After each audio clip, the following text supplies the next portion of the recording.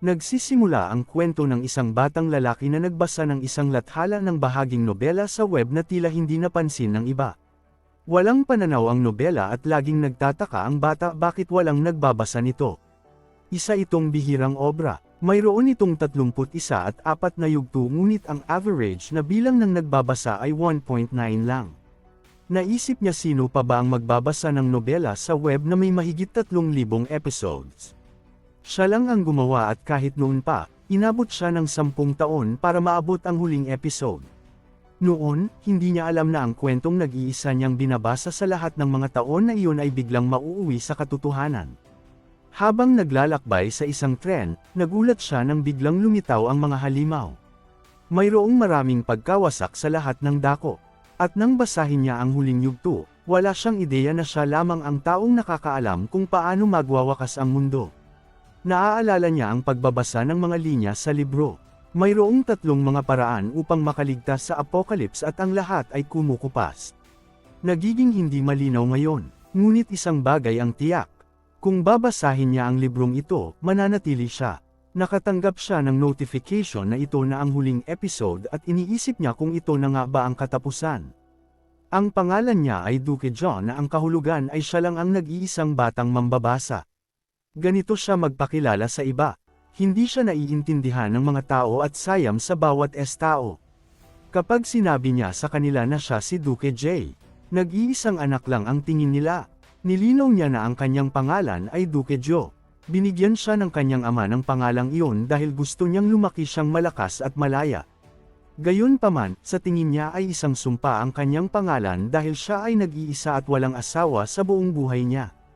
Ang kanyang pangalan ay Duke Joe at nagtapos siya sa isang 2 antas na kolehiyo. Kasalukuyang nagtatrabaho bilang isang kontratista sa isang subsidiary ng isang malaking korporasyon. Hobby niya ang pagbabasa ng mga inilalatholan ang bahaging nobela sa web sa subway pauwi mula sa trabaho. Ngunit ang pagsakay sa subway ngayon ay hindi katulad ng dati. Binabasa niya ang nobela ng buong konsentrasyon nang lumapit sa kanya ang isang batang babae na nagngangalang Sangga mula sa departamento ng HR at sinabing baka mahigop siya ng kanyang telepono sa kanyang konsentrasyon. Nagulat si Duke John nang makita niya ito at tinanong niya kung pauwi na ito. Umupo ito sa tabi niya. Binanggit na wala ang manager ng kanyang team at nasa isang business trip. Nagulat siya nang makita ito sa pag-aakalang hindi siya makapaniwala na katabi niya si S, ang pinakasikat na babae sa kanilang trabaho. Tinanong niya ito kung madalas siyang sumasakay sa subway pauwi. Nag-iisip mula sa HR assistant manager hanggang sa finance team manager, may isang linya ng mga lalaki na naghihintay para ihatid siya pauwi. Nalulungkot ito na sumagot. Sinasabi sa kanya na may nagnakaw ng kanyang bisikleta. Tinanong niya kung nagko-commute ito para magtrabaho sakay ng bike at sumagot siya na nag-o-overtime siya kamakailan kaya naisip niyang magagamit niya ang ehersisyo at mayroon din siyang mga personal na dahilan. Iniisip ni Duke J na kapag nakikita niya ito ng malapitan, naiintindihan niya kung bakit ang lahat ng mga lalaki ay nagkakandarap sa kanya. Ngunit wala sa mga iyon ang nag-aalala sa kanya at pareho silang nabubuhay sa ganap na magkakaibang buhay. Gayunpaman, hindi si Sanggao ang dahilan kung bakit iba ang biyahe sa subway ngayon. Nagsalita si Sangga. Hiniling niya sa kanya na pahiramin siya ng dagdag na pera sa salitang Espanyol. Natatawa si Duke Joe at sinabing nag-aaral siyang mabuti. Tinanong ni Sangga kung ano ang binabasa niya at nagulat siya nang makitang isa itong nobela at nagbabasa daw ito ng Korean novel. Ito ay humanga at sinabing mahilig din siya sa mga libro. Binanggit ang kanyang mga paboritong may akda na sina Murakami, Harry at Raymond Carver. Tinanong niya ito kung sino ang kanyang paboritong may akda. Sa tingin niya, libangan niya ang pagbabasa ng mga inilalat ng bahaging nobela sa web sa subway pauwi. Bagamat ipinagmamalaki niya ang kanyang libangan, ngayon ay hindi katulad ng iba dahil sa 3 Ways to Survive the Apocalypse na binabasa niya sa nakalipas na 10 taon at ngayon ito ay nagtatapos. Maaaring magtaka ang mga tao kung bakit siya nababahala sa pagtatapos ng isang web novel. Ngunit ang kwentong ito ay napaka-espesyal sa kanya. Binabasa niya ang seryeng ito mula noong siya ay nasa 8 baitang noong siya ay nabuli sa paaralan siya ay bumagsak sa kanyang mga pagsusulit sa pasukan na nagtapos sa isang 3 antas na kolehiyo at nang siya ay inilagay ng malas sa mga linya sa harap sa panahon ng serbisyo militar. Kahit ngayon bilang isang hindi matatag na manggagawa sa kontrata, lumilipat sa bawat kumpanya, palagi niyang binabasa ang librong ito. Ang mapait, ang fictitious world na ito na sinundan niya sa loob ng maraming taon ay nagwawakas na. Ngayon ang araw, ang epilogue ng kwento ay i-upload. Isa itong engranding serial na binubuo ng 3 at 4 sinayagto. Isang taong mahabang epikong paglalakbay na nagsimula noong huling bahagi ng kanyang kabataan at nagtatapos sa pagtanda. Hindi siya makapaniwala na nagtagal ang series sa average na view count ng isa. Ang unang kabanata ay may humigit kumulang 1, 2 na mga view. Ngunit sa kabanata 10 mayroon lamang mga 20 na view. At sa kabanata ang bilang ay bumaba sa 12. Sa huli, ito ay isang kwento na isinulat para sa kanya at siya lamang dahil siya na lamang ang natitira. Gusto niyang mag-donate sa may akda ngunit nahirapan siyang tustusan kaya nagpasalamat na lang siya sa may akda sa pamamagitan ng pagsulat ng komento. Sinubukan din niyang i-rekomenda ang serye sa iba ngunit pinuna siya ng mga ito. Tumawag muli si Sanga sa kanya. Nagtatanong tungkol sa kwentong binabasa niya ngunit iniiba niya ang paksa. Sinabing 1 taon na ang nakalipas mula nang magsimula sila sa kumpanya noong mga panahong ito noong nakaraang taon. Nagsimula silang mag-usap at sabi ni Duke J, parang kahapon lang nabanggit na malapit nang matapos ang kanilang mga kontrata. Nahihiya siya dahil si Sangal ay na-promote kamakailan bilang isang full-time na empleyado dahil sa kanyang kasipagan. Humihingi siya ng paumanhin para sa huli na pagbati na iniisip na ayaw niyang aminin ito. Ngunit napaka-cool ni Sanga. Kung sila ay mga karakter sa isang nobela, siya ang magiging pangunahing tauhang babae. Hindi niya sinubukan ngunit ibinigay sa kanya ni Sanga ang lahat. Nagbasa siya ng mga nobela sa web habang nag-aaral si Sanga kaya hindi nakakagulat na naging full-time na empleyado siya habang siya ay hindi. Bigla siyang nag-aalok na sabihin sa kanya ang pangalan ng app na ginagamit niya para matuto ng mga banyagang wika. Sa tingin ni Duke Jo, kung nasa ibang genre siya, kung hindi non-fiction ang genre ng buhay niya kundi fantasy, baka siya ang bida. Ngunit nagkibit-balikat siya iniisip na hindi mahalaga kung sasabihin niya ito hindi. Ang totoo non-fiction ang genre ng buhay niya. At sa genre na ito, hindi siya bida ngunit isang mambabasa lamang. Sinabi niya kay SN na gusto niyang mamuhay ng sarili niyang buhay at tila humanga siya sa kanyang mga salita. Bulalas niya na gusto rin niyang mamuhay ng sarili niyang buhay at tulad niya sisikapin niyang mamuhay ng buo. Iniisip ni Duke J kahit papaano ay hindi na siya nagsasalita. Bigla siyang nakatanggap ng mensahe ng pasasalamat mula sa may akda ng serye. Nag-text muli sa kanya ang may akda. Tinanong kung siya ba ang nagbabasa ng TWSA. Sinabi sa kanya, na maaari niyang tapusin ang kanyang kwento dahil sa kanya at nanalo pa ng premyo sa isang paligsahan. Nagulat si Duke John na nasa isang paligsahan ang TWSA at sinabi sa kanya ng manunulat na malapit na itong maging bayad na nilalaman. Nag-aalok ang manunulat na magpadala ng isang espesyal na regalo na humihingi ng kanyang email bilang tanda ng pasasalamat. Nagulat si Duke Jo at sinabi sa kanya na maaari niyang i-publish ang kanyang kwento dahil lang sa kanya. Umaasa si Duke John na magiging maganda kung ito ay $50 na gift card. Pagkaraan ng ilang sandali, nakatanggap siya ng email na ang TWSA ay magiging bayad na nilalaman simula 7 p.m. 6.55 na ngayon. Ibig sabihin may 5 minuto pa siya. Pansamantala, inaalis nila ang mga serial ng walang paunang abiso kapag naging bayad na content ang mga ito at iniisip niya kung ano ang mangyayari pagkatapos ng 5 minuto. Nagtagal ay dumilim ang lahat at may malakas na ingay ng apoy sa labas. Iniisip ng mga tao na maaaring ito ay isang pag-atake ng terorista na nagiging takot kapag narinig nila ang boses ng isang masamang halimaw. Tinanong ni Sang si Duke Jack kung ano sa tingin niya ang nangyayari sa labas habang tinitignan niya ang kanyang telepono dahil 7 p.m. na. Nagkataon lang na tiningnan niya ang oras sa mismong sandaling iyon. Nakarinig sila ng anunsyo mula sa mga tauhan na humihiling sa kanila na lumikas kaagad. Tinanong siya ni Sang ano ang nangyayari ngunit biglang may isang malakas na tunog ng kulog at isang abiso. Ang libreng serbisyo ng 86 na at 12 planetary system ay natapos na. Magsisimula na ngayon ang pangunahing senaryo at sa sandaling iyon ay nagbago ang genre ng kanyang buhay. Isang nilalang na tinatawag na Dikabi ang lumitaw sa langit at may sumigaw nang makita ang nilalang. Hindi alam ni Duque J kung bakit pumasok sa kanyang isipan ang pangungusap na iyon, ngunit biglang huminto ang subway at dumilim ang buong cabin. Ang mga pambungad na linya ng isang napakapamilyar na kwento ay patuloy na sumagi sa kanyang isipan. Ngunit sa tingin niya wala itong kabuluhan. Samantala ibinubulong ng sangga ang salitang naniniwala si Duque John na walang paraan na ito ay totoo, na ito ay ganap na imposible. Naalala niya ang mga linyang nabasa niya sa unang kabanata na ang isang mahina na kasuot ng dayami ay lumulutang sa himapawid. Ngunit hindi nagtagal ay nabigla siya nang makitang lumitaw doon ang isang maliit na nilalang na nagngangalang Doc Abby. Ang lahat ay nakatingin sa nilalang sa gulat, at sa tingin ni Duque J, ang fiction at realidad ay magkapareho. Sa sandaling iyon, may sinasabi ang DCAB ngunit nagsasalita sa ibang wika at lahat ay nagtataka kung ano ang kanyang sinasabi. Walang nakakaalam kung ano ang nangyayari maliban sa kanya.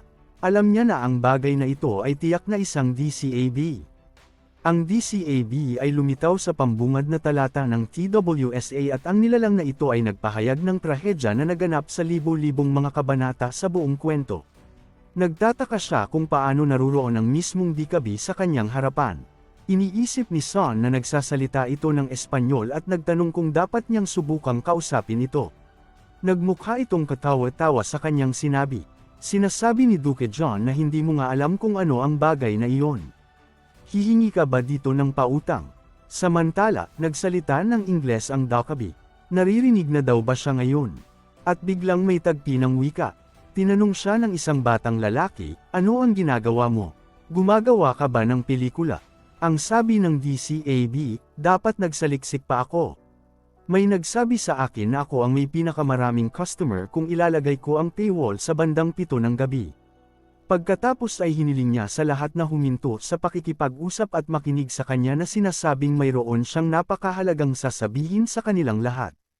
Nagsisimulang magtalo ang mga tao. Nagtatanong, paano mo kami babayaran? At hindi mo ito magagawa nang walang pahintulot namin. Isang maliit na batang lalaki ang tumawag sa kanyang ina at nagtanong kung ito ay isang carton. Habang si Duque Joe ay alam kung saan papunta ang kwentong ito. Sinabihan niya si Sanggan na huwag gumalaw habang ang DCAB ay nagsasabi, kayong lahat ay napakaingay. Galit niyang tinitigan ang mga tao at sumigaw na tumahimik sila. Tahimik. Dahil dito sumabog ang ulo ng isa sa mga lalaki at namatay siya sa harap ng lahat. Sinimulan silang patayin ng DCAB ng isa-isa at sinabing hindi ito isang pelikula at hindi ito panaginip. Ito ay katotohanan at lahat kayo ay bahagi nito. Ayaw aminin ni Duque J pero totoo. Ang kanyang pagdududa at kawalang paniwala ay unti-unting nawawala. Mabilis na kumalat ang dugo sa sahig at sinabi ng DCAB, lahat kayo ay nagkaroon ng isang nakaka-relax na buhay hanggang ngayon. Maaari kang huminga, kumain, umihi at magparami ng hindi binabayaran ang mga gastos. Lahat kayo ay nabubuhay ng may pribilehiyo ngunit ito ay tapos na ngayon dahil wala ng libre. Takot na takot ang mga tao. Nagtatanong kung gusto niya ng pera mula sa kanila. Si Mr. Han mula sa finance team ay humarap sa kanya na nagsasabing, kung pera ang habol mo, ibibigay ko sa iyo hanggat gusto mo. Magkano ang kailangan mo? Tanong ni DCAB. Inaalok mo ba sa akin ang iyong pera? Sinabi ni Mr. Han na maaari siyang magbigay ng maraming pera hanggat gusto ng Doc Abby kung hahayaan niya siya. Napangiti ang DCAB na nagsasabing maganda ang pera. Ito ay isang bagay na nagpapahiwatig ng intersubjective agreement sa pagitan ng mga tao. Ngunit pagkatapos ay ginalaw niya ang kanyang kamay at sinunog ang pera ni Mr. Han na sinasabing ang pera ay may bisa lamang sa loob ng kanilang espasyo-oras at ang papel na iyon ay walang halaga sa macroscopic na dimensyon.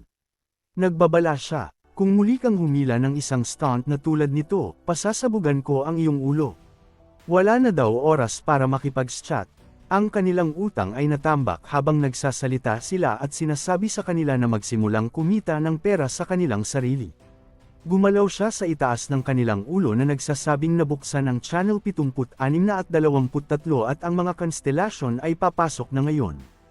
Lumilitaw ang isang maliit na window ng status sa harap ng lahat at laking gulat ni Duque John ang makitang may isa rin sa kanyang harapan. May nakasulat na linya, dumating na ang pangunahing senaryo.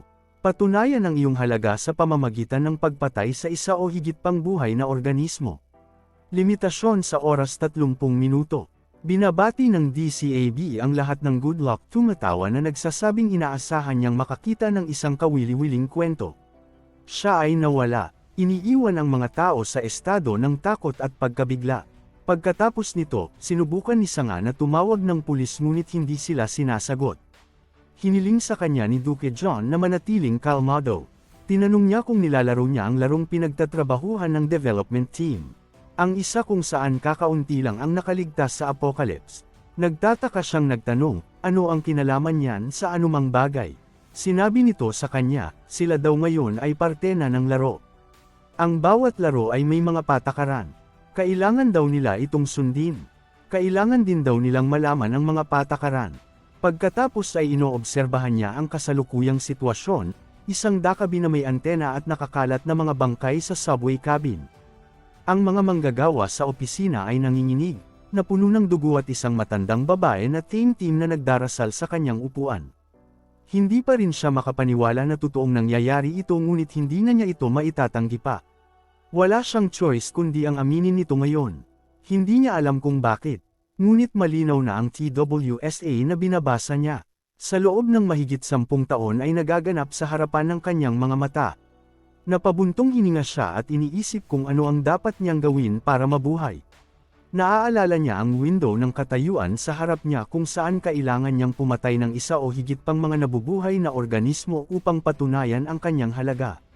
Samantala, tinawag ng isang batang lalaki ang lahat at hiniling sa kanila na huminahon at itigil ang kanilang ginagawa. Sinabi nito, ito ay isang pambansang emergency at kahit isang maliit na kaguluhan ay maaaring umantong sa mabibigat na casualty. Kaya simula ngayon, ako na ang bahala sa sitwasyong ito. Ang mga tao ay tumanggi na makinig sa kanya at nagtanong, sino ka at bakit kami makikinig sa iyo? Ipinakilala niya ang kanyang sarili bilang isang Army Lieutenant sa Unit 65 at 2. Nagulat si Duque John nang makitang may isang lalaki mula sa militar. Nakatanggap lang ng mensahe ang tenyente mula sa kanyang unit na tinatawag siyang bumalik sa lalong madaling panahon. Isang lalaki ang nagtanong, ano ang nangyayari? Sumagot ang tenyente na sinusubukan niyang makipag-ugnayan sa base ng hukbo. Ngunit bilang isang sundalo, wala siyang clearance para direktang makipag-ugnayan sa Blue House. Alam na ni Duque John na magiging national emergency ito kaya hindi na siya nagulat pero iba ang ikinagulat niya. Sa tingin niya ay kilala niya ang tenyente na nagngangalang Hong Lee. Bagamat hindi pa niya ito nakikita sa personal, kilala niya ito sa pangalan. Ang kanyang tunay na pagpapakilala ay bilang talam ng bakal si Hong Song Lee, Republic of Korea Army Lieutenant.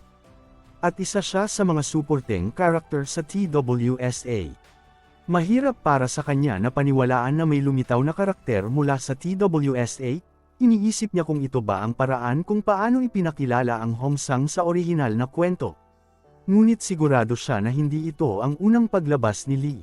Siya ay orihinal na lumitaw pagkatapos ng unang senaryo at nagtaka kung ano ang nangyayari doon. Iniisip niya kung maaari kong basahin ito muli, malalaman ko kung ano ang nangyayari. Biglang sumigaw ang isang batang lalaki at ipinaalam sa kanila na ang punong ministro ay gumagawa ng isang talumpati, na nangangahulugan na ito ay talagang isang antas ng isang pambansang emergency.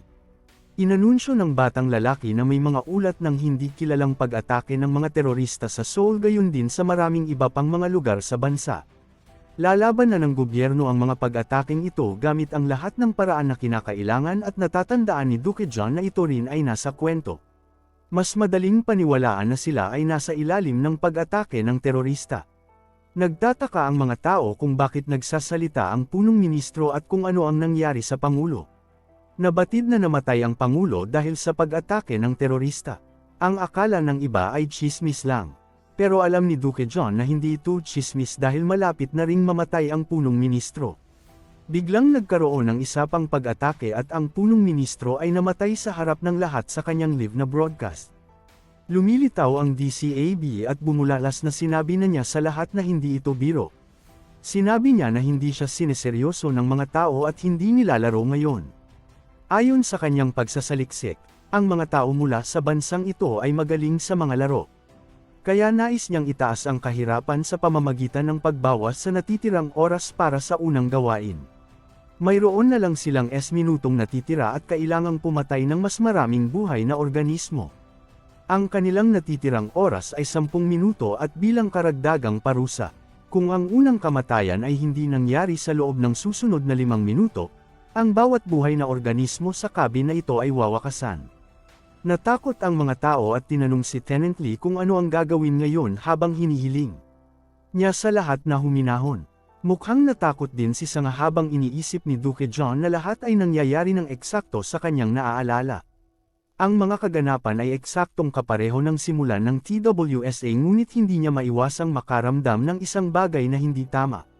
Si Hong Lee, isa sa mga pangunahing sumusuportang karakter ay lumitaw na ngunit isa pang tao ang dapat na lumitaw.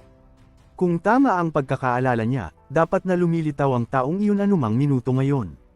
Bigla silang nakarinig ng boses na may pinatay sa cabin sa likod nila. Sinubukan nilang buksan ang pinto ngunit nabibitak ito sa sobrang liwanag at nakita nilang may hindi nakikitang pader sa harap ng pinto. Narinig nila ang boses ng Doc Abby na nagsasabing walang sino man ang maaaring pumasok oras sa cabin hanggang sa makumplito ang senaryo. Sinasabi niya na nagiging kawili-wili ito para sa ilang mga cabin habang ang iba ay hindi pa nagsisimula at sinabi niyang bibigyan niya sila ng kaunting pag-igting upang pagulungin ang bola. Ipapakita niya sa kanila kung ano ang mangyayari kung hindi sila kumilos sa loob ng susunod na 5 minuto. Ipinakita niya sa kanila ang isang video ng mga high school students ng Taipang Girls na biglang namamatay dahil lumagpas na ang kanilang time limit. Nabigo ang lahat ng mga estudyante habang sumasabog ang kanilang mga ulo habang ang iba ay sumisigaw ng tulong at sinubukang tumakas ngunit walang nakatakas. Gulat na gulat ang mga tao sa cabin nang makita ang kanilang kapalaran. Biglang hinawakan ng isang estudyante sa leeg ang isa at pinatay sa harap nila ay lumabas na notification. Ang nakaligtas sa Channel 23, 5 at 15 ICG. Hai Lee, isang second-year student mula sa Class B sa Taipang Girls High School. Pinagtatawanan sila ng Doc Abby, nag-e-enjoy sa laro. Ang mga tao ngayon ay natatakot at nagtataka kung ano ang nangyayari. Natatakot din sina Sanga at Duke J at naghihintay pa rin siya ng isang tao na lumitaw at iligtas silang lahat. Sa tingin niya ay magkasabay na nangyayari ang mga pangyayaring pamilyar sa kanya at ang mga hindi niya kilala ay bahagi pa lang ng kwento. Sinusubukan niyang hanapin ang kwento para basahin itong muli ngunit walang nakitang mga resulta. Sa tingin niya hindi pa sikat ang seryeng ito kaya nakakapagduda na may nagtangkang magbahagi nito ng ilegal. Bigla niyang naalala ang mensaheng natanggap niya kanina na may kalakip ding file. Nagulat siya nang makitang nakakuha siya ng opsyon na isave ang lahat ng mga file. Kinusat niya ang kanyang mga mata sa pag-aakalang nananaginip siya ngunit ito ay totoo. Ipinadala sa kanya ng may akda ang kanyang nobela bilang regalo. Sa palagay niya ay ilegal ang pagbabahagi ng mga nobela, ngunit sa kasong ito hindi mahalaga sa may akda kung ano ang legal at labag sa batas. Samantala, ang window ng status ay na-update na nagsasabing ang bawat isa sa mga nakaligtas sa TWSA ay tumatanggap ng isang espesyal na katangian at isang kasanayang nakalink sa Kat-Anji-yon. Sa tingin niya, ito ay nangyayari tulad ng nobela at kailangan niyang malaman ang kanyang mga katangian. Ngunit nagulat siya nang makitang hindi mabuksan ang window ng kanyang attribute. Nagtataka siya kung bakit ito nangyayari. At kung hindi niya ma-access ang window ng kanyang attribute, hindi niya matutuklasan ang kanyang mga katangian at kakayahan. Gayunpaman, nagpasya siyang basahin muna ang naka-attach na file at lalabas ang window ng status na nagsasabing na-activate na ang kanyang attribute at mas mabilis na siyang makakabasa. Laking gulat niya nang makita ito dahil wala pang 1 minuto bago niya nabasa ang opening chapter ng TWSA. Dahil dito, nakatanggap siya ng impormasyon tungkol sa Cabin 3, 7 at Po. Kung saan siya kasalukuyang matatagpuan at dahil doon, napagtanto niya kung bakit siya nakaramdam ng labis na pagkabalisa. Ang mga pangyayari sa kanyang paligid ay iba sa kanyang naalala dahil ang pangunahing tauhan ay nasa subway cabin sa likod ng isang ito. Ngunit nagtataka siya sa mga tao sa Cabin 3, 8 at Po. Sa kwento, tinawag siya ni Sanggao at tinanong kung dapat ba nilang subukang pigilan ang mga ito habang sinisilip niya ang kaguluhan at kalituhan na nangyayari sa subway Cabin 3, 8 at Po. Sa tingin niya, huli na siguro para sa kanila, dahil 2 tao na lang ang mabubuhay sa cabin na iyon. Pagkaraan ng ilang sandali, may isa pang batang lalaki na nagngangalang na Moon Kim na humawak ng isang lalaki at pinatay siya at alam ni Duke J kung sino ang 2 taong iyon. Laking gulat ni Sangga nang makita niyang pinapatay nito ang mga tao at iniisip ni Duke J malamang na mamatay siya. Tanging sina Hong Lee at na Moon Kim lang ang mabubuhay at lahat ng nasa kabina ito ay mamamatay, kasama na siya. Walang pumapatay ng tao habang hawak ng finance manager ang kaniyang kamay. Nagtatanong, hindi ka ba tinuruan ng iyong mga guro kung paano rumspeto sa nakatatanda? Hinarap ito ni Kim at tinanong siya, ano ang nangyayari sa iyo? Gusto mo na rin bang mamatay? Tinanong niya si Mr. Han kung nakita niya ang bintana ng silid-aralan. At kung hindi sila ililigtas ng hukbo, kailangang may mamatay para mabuhay ang iba. Kailangan nating pumili ng mga mamamatay, bulalas niya. Kami ang higit sa lahat ng ito. Tumingin sa paligid. Ito ay isang sitwasyon ng pagpatay o papatayin. Walang sino man ang maaaring sisihin sa kanila kapag ang kanilang sariling buhay ay nasa linya. Hinihiling niya sa lahat na mag-isip ng matalino dahil malapit nang magwakas ang mundong kilala nila at mayroon silang mga bagong tuntunin na dapat sundin sa bagong mundong ito. Sa palagay ni Duke J, si Moon Kim ay isa sa mga pinakaunang nag-adapt na tumanggap sa mundo ng TWSA at siya ang nagtulak ng isang kalang sa BAKC na sinisira ang pakiramdam ng moralidad na nagbubuklad sa lipunan. Si Lee ay nagmamasid din sa sitwasyon at iniisip kung walang mamamatay sa loob ng susunod na 5 minuto, lahat ng naroon ay mamamatay. Sa ganitong sitwasyon, biglang naalala ni Duke Ju ang isang linyang matagal na niyang nabasa. Sabay-sabay na hinihila ng mga bird hugo ang pangga ng electric chair. Ginagawa nila ito para maitago kung sino talaga ang pumatay sa bilanggo. Para bang binabasa niya ang bahaging iyon ng nobela. Lahat sila ay nasa ibang mundo at siya ay isang manunood lamang. Ang tanging magagawa niya ay tumayo at manood.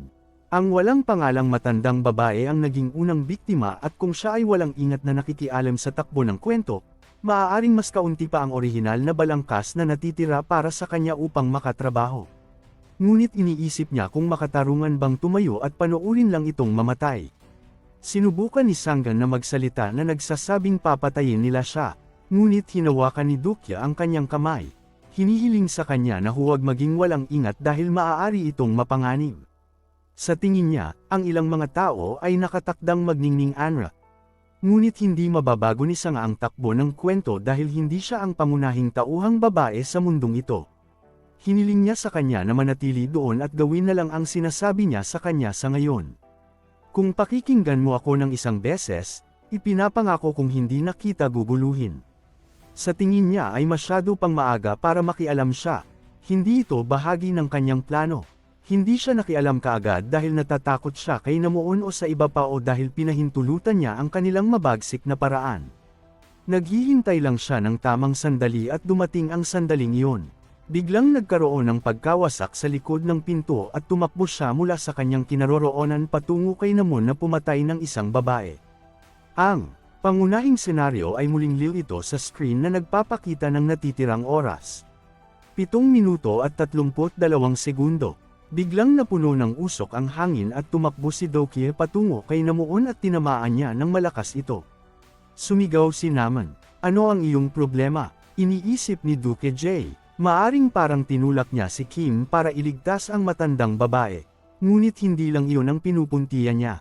Laminga nga siya sa paligid na may hinahanap at nagtataka kung nasaan ito. Dapat sa isang lugar, pagkatapos ay nakita niya ang isang bata. Kinuha ang kanyang kahon at hiniling sa kanya na hawakan ito sandali. Nakuha niya ang atensyon ng lahat at hiniling na tumigil sila na nagsasabing ang pagpatay sa matandang iyon ay hindi nangangahulugang mabubuhay ka. Ano ang gagawin mo pagkatapos niyang mamatay? Bibili ka pa ba ng kaunting oras dahil lang sa nakapatay ka ng isang bagay sa loob ng takdang oras? Tinanong niya kung totoo ang sinabi ng DCAB. Ibig bang sabihin ng bawat isa sa atin ay kailangang pumatay ng isang tao? Sino ang susunod mong papatayin? Tumatawa si Naman na nagsasabing malinaw na papatayin namin ang mga tauna na tulad mo sa susunod. Bakit mag-alala tungkol sa iyong turn bago ito dumating? Alam na ni Doc John na sasabihin niya iyon at sumagot. Si Kim ay nagsusugal ng buhay kapag may paraan upang mabuhay ito ng hindi nagiging mamamatay tao. Nakalimutan mo na ba ang senaryo? Hindi mo kailangang pumatay ng tao. Kailangan mong pumatay ng isa o higit pang mga buhay na organismo. Siya ay may isang kahon na puno ng mga insekto at lahat sila ay sumugod sa kanya. Galit na patayin sila. Ang kabaliwan na nagtulak sa kanila upang patayin ang matandang babae ay lumingon na ngayon sa kanya. Nagtataka siya kung bakit ang puso niya ay tumitibok sa tuwa sa ganitong delikadong sitwasyon. Bakit siya ngumingiti at kung siya ay palaging ganito ang uri ng tao? Siya ay pumatay ng insekto. Pagkatapos, hinagis niya ang kahon ng insekto sa ere. Natapos na ang unang misyon ng pagpatay at nakatanggap siya ng 100 barya bilang isang bonus. Ngayon ay naghahanap ang mga tao ng mga insekto at may natitira pang 3 minuto. Tinanong siya ni Namon, bakit mo ginawa ito? Ibinigay mo na lang sana ang mga insekto. Sagot ni Dukya, 3 insekto na lang ang natitira sa kahon. Tumawa si Kim at sinabi, ihagis mo sila dahil hindi lahat sa atin ay mabubuhay. Walang sino man sa kanilang tamang pag-iisip ang kukuha ng isang stunt na tulad nito para sa isang hanggal na dahilan. Maging tapat ka, gusto mong ipaglaban natin ang buhay natin. Iniisip ni Duke John na malupit at laganap si Kim at natutuwa sa mga sitwasyong tulad nito. Inactivate niya ang profile ng kanyang karakter at alam na niya ang mga katangian ni Kim. Karamihan sa mga EG teens sa TWSA ay hindi nakayanan ang bangungot na naging realidad at nagpakamatay. Ngunit iba si Nanwon Kim. Nang maglaon ay pinagkalooban siya ng palayaw na siya ay naghintay ng apoy na ito hindi karaniwang mabilis. Pagkatapos ay lumapit si Kim hinihiling kay Duke J na makipagtulungan sa kanya. Nakatanggap ng notification si Duke Jo. Nakuha na niya ang interes ni Nanwon Kim. Lumilitaw muli ang pangunahing senaryo na may natitira pang 2 minuto at 5 segundo.